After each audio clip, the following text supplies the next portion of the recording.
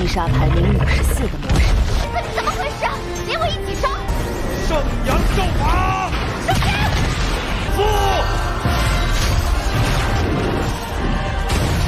地狱剑。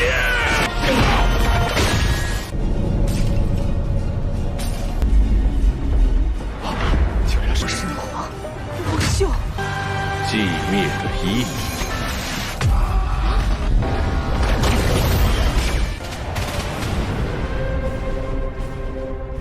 Halo guys, welcome back to Kobe Movie. Dan karena satu tonghua kesukaan kalian sudah mau tamat di minggu depan juga, yaitu Chen Wu Tianfeng, si Lord Genius guys. Mimin mau ganti nih. Kebetulan ada tonghua baru hari ini juga. Judulnya Shen Yin Wang Zuo. Ini ada manhwanya guys, alias komiknya. Dan kebetulan film ini diadaptasi dari komiknya dan dibuat filmnya langsung guys. Dan networknya itu dari Tencent juga. Kita tahu kan kalau tonghua-tonghua dari Tencent itu sudah pasti bagus. Nah di sini ada sedikit sinopsis. Di tonghua ini bakal menceritakan di mana 6000 tahun lalu Kaisar Dewa Iblis yaitu Feng Xiu dan ke-72 pilar Dewa Iblis turun dari langit. Sehingga semua makhluk yang ada di dunia terkontaminasi atau terpengaruh dengan nafas pilar Dewa Iblis dan berubah menjadi makhluk iblis yang sangat jahat guys. Setelah itu, para praktisi manusia membentuk kekuatan yang membuat mereka akhirnya bisa hidup berdampingan dengan para iblis. Pemeran utama kita itu bernama Long Hao Chen. Di sini dia menjadi kesatria agar bisa menyelamatkan ibunya guys. Dia juga membentuk kelompok pemburu iblis nomor 1 nantinya, yang berisikan para remaja berbakat. Dan di sini, mereka bakal memperjuangkan kelangsungan serta martabat manusia. Tapi guys, masih banyak yang mesti diungkapkan. Krisis terbesar di seluruh dunia itu bakal terjadi dan bakal dia tangani. Kira-kira guys, misteri seperti apakah itu?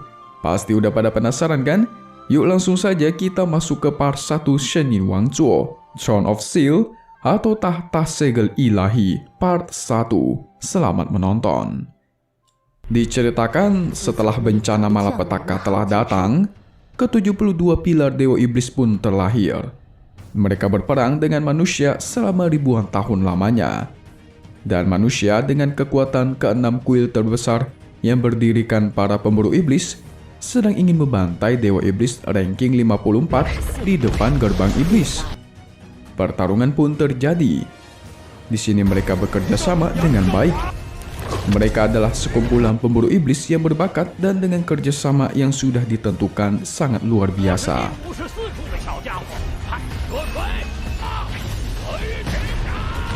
Tapi ada pilar iblis yang memperkuat sang iblis nomor 54 ini guys. Sehingga pertarungan pun semakin sengit.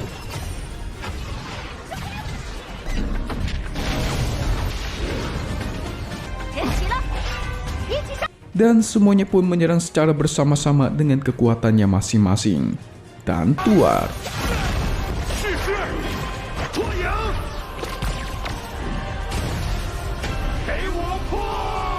Diteruskan pedang surga dan bumi. Tapi belum selesai guys. Sang iblis terpecah menjadi beberapa bagian kecil dan berusaha kabur dari sana. Tapi tiba-tiba muncullah orang yang sangat misterius. Dia berjalan di atas kegelapan, ditemani oleh sang naga hitam. Ini sangat keren guys. Ternyata dia adalah sang kaisar iblis alias Feng Xiu. Pantas saja keren sekali. Tentu saja mereka tidak menyangka bakal kedatangan kaisar iblis langsung. Namun karena sang kaisar iblis sudah datang, mereka mau menyelesaikannya sekarang juga. Dan mereka secara serentak menyerang sang kaisar. Tapi dengan satu jari, dia menghentikan waktu dan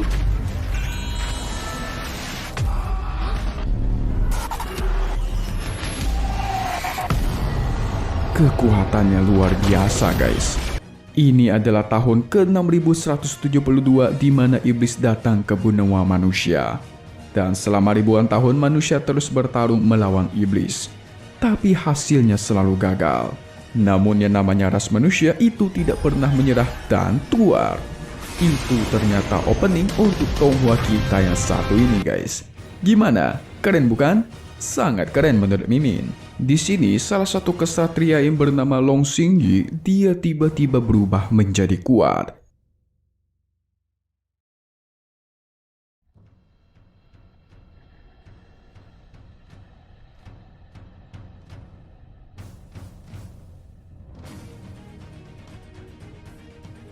Tapi saat dia menerjang untuk menyerang, tiba-tiba sang kaisar iblis pergi dari sana. Tidak ada yang tahu apa sebabnya sang kaisar iblis pergi dari sana, guys. Semacam misteri baru. Tapi setelah itu hal aneh pun mulai terjadi, di mana istri Long Xingyu yang bernama Pai Sui itu malah menghilang secara misterius.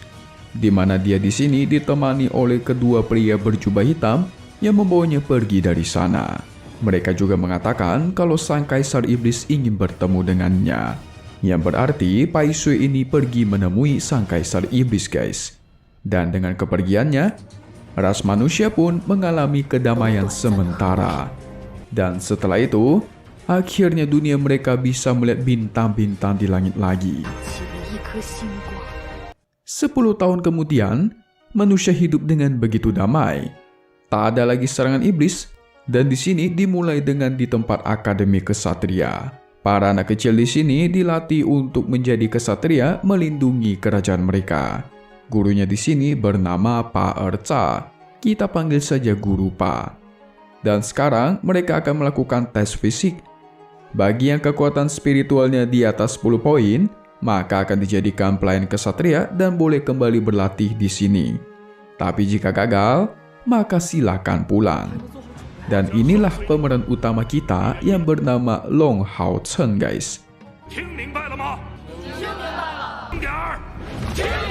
Orang pertama yang maju adalah Jiang Hu. Di sini dialah yang paling berbakat.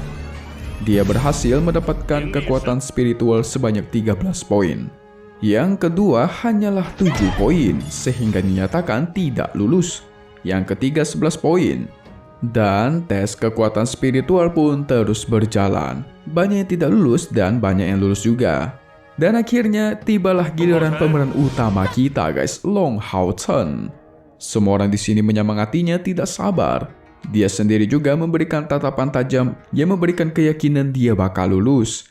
Tapi sayangnya dia hanya mendapatkan 9 poin. Sehingga dirinya dinyatakan tidak lulus. Hao Chen pun meminta kesempatan lagi. Tapi masalahnya semua orang hanya mendapatkan satu kesempatan. Tidak bakal adil jika memberikan dia kesempatan kedua, sedangkan yang lain itu tidak. Dan yang gagal pun diusir dari sana. Namun Hao Chen tiba-tiba langsung bersujud di hadapan para murid yang gagal. Dia meminta maaf dan meminta izin untuk mendapatkan kesempatan kedua. Hao Chen di sini sangat memohon karena dia mempunyai alasan tersendiri.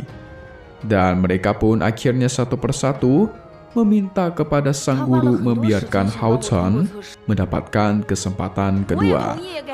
Di sini semua murid mendukungnya, guys, bahkan Jiang Hu sekalipun. Mereka juga mengingatkan seberapa kerasnya si Hao Chen latihan setiap hari, setiap season. Tak peduli hujan, panas, ataupun salju, dia tetap berlatih. Tapi itu malah membuat guru Pa marah dan menyuruh mereka semua diam. Dia bahkan mengatakan kalau kelas mereka adalah kelas yang paling buruk, tapi yang paling solid dan bersatu, guys. Mantap, saling dukung satu sama lain. Dan Hao Chen pun diberikan kesempatan kedua, asalkan dia berhasil mengalahkan Jiang Hu yang paling berbakat. Anak-anak yang gagal pun juga bakal diberikan kesempatan kedua. Sang guru ingin agar Jiang Hu mengeluarkan semua kemampuannya, tidak ada kata ampun. Dan pertarungan pun dimulai. Pertarungan berjalan begitu sengit, Hao Chen sangat terpojok. Tapi perlahan dia mulai menganalisis dan membalikkan keadaan.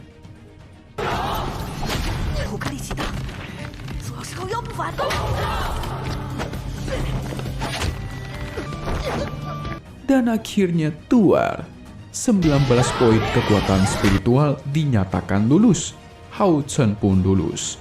Di sini membuat Guru Pa cukup bingung kenapa Hao Chen yang bisa bertarung, tapi kekuatan spiritual sebelumnya dia sangat rendah yaitu 9 poin. Cukup aneh bukan guys, 9 poin mengalahkan 13 poin. Sementara itu, di sisi lain ada seorang wanita berjubah ungu yang dikejar-kejar oleh para iblis serigala. Dia di sini sangat mahir dalam menghindar. Bahkan semua gerakannya sangatlah mulus.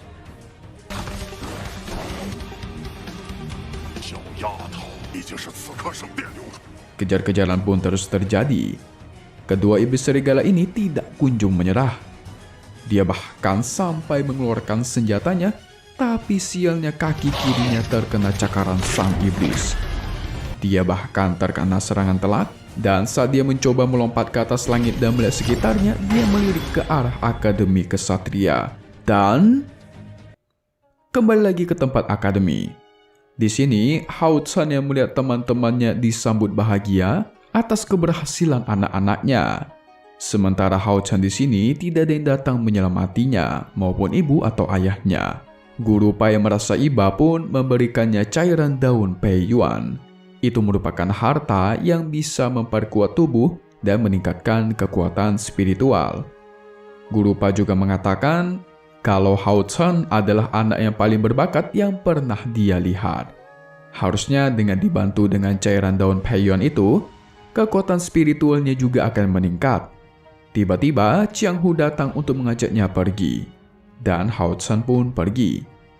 Mereka bersenang-senang ke desa, tapi tiba-tiba dia melewati seorang pria yang tidak dikenal. Sang pria juga menatapnya guys. Mereka berdua pun ke hutan.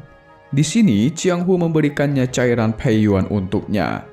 Jadi guys, di sini Hao Chen itu selalu memberikan ibunya cairan Pei Yuan yang dia dapat karena ibunya sakit keras. Hao Chen sama sekali tidak pernah meminumnya.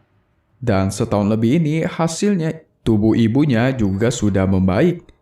Chiang Hu dan semua orang juga begitu kagum dengan keberhasilan Hao Chen hari ini. Dia mengingat ajaran ibunya yang dimana pria itu memiliki emas di lututnya guys. Yang mengartikan pria itu tidak boleh asal berlutut dan merendahkan martabatnya. Namun Hao Chen di sini demi ibunya rela berlutut agar dirinya bisa lolos dan mendapatkan cairan daun Pei Yuan. Itu semua dilakukan karena dia yang tidak ingin kehilangan ibunya. Tapi Chiang Hu merasa aneh. Hao Chen itu tidak pernah meminum cairan Pei Yuan ini. Tapi kok kekuatan spiritualnya bisa mencapai 11. Berarti kalau Hao Chen minum itu bakal jauh lebih tinggi dari dia guys. Jadi jelas yang paling berbakat dan paling kuat adalah Hao Chen di sini. Sementara Hao Chen ingin pergi mencari bahan-bahan herbal, bahan-bahan obat untuk menyembuhkan ibunya. Tapi ada rumor juga banyak binatang buas di atas gunung. Namun Hao Chen tidak mempedulikannya. Dia pun mulai mencari bahan obat.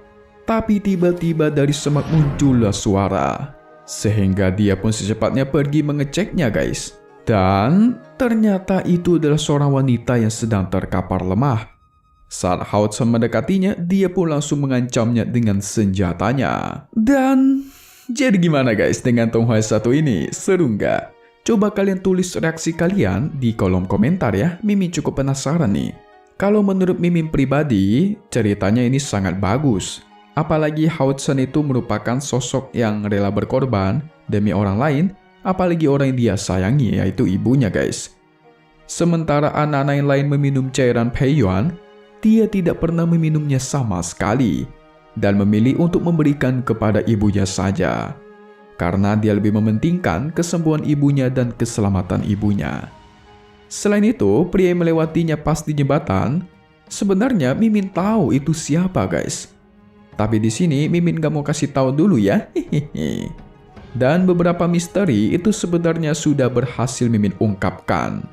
Tapi ya seperti Mimin bilang tadi, Mimin gak mau kasih tahu kalian dulu biar kalian penasaran. Hai. So gimana guys dengan Tonghua yang satu ini? Apakah kalian suka?